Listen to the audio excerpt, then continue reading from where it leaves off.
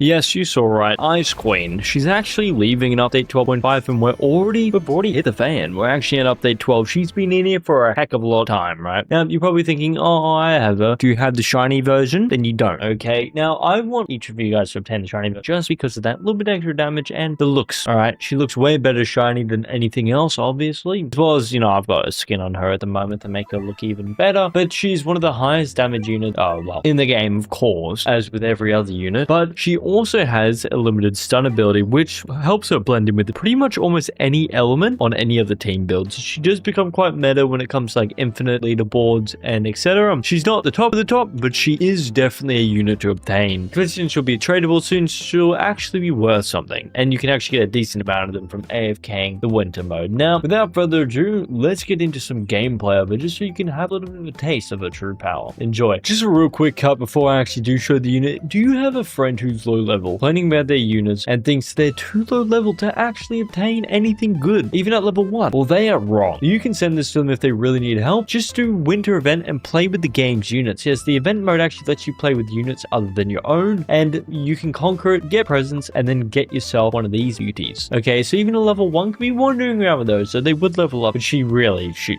takes like an hour to get her, so not even that hard. But yeah, without further ado, let's get into it. Now, I thought, what a better map than the new Naruto map, while I'm this, whatever this thing is. Yeah, I've actually never played this before, so sorry if I sound a bit stunned. I never thought I could be something so big. But yeah.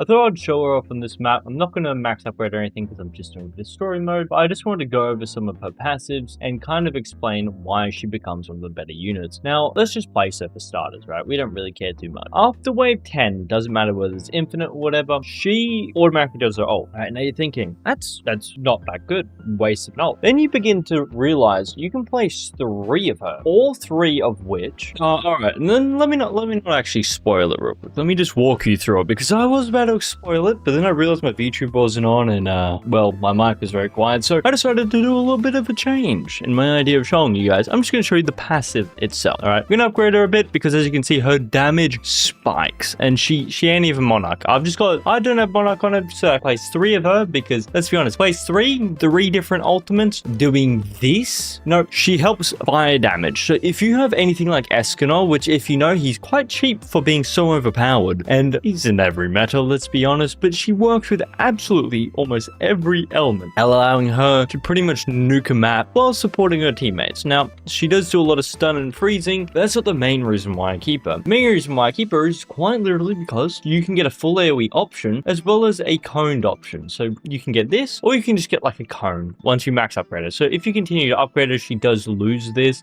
So you can choose to kind of like cut it off when she hits about 800k. You don't get this. You don't get this 14th upgrade. You just get up to here and you just finish for the day. But if you really want to take it that bit further, you can do the cone and maybe have like a couple of her, because you can place up to 3. So again, there's nothing huge. As you can see, I placed that one just now, and she automatically used her ult, which it ends some people. Okay, it ends them, and they can't move either. So it's very good against bosses and anything alike. Now, for someone who's just started out, it will get you your first 200 levels without an issue.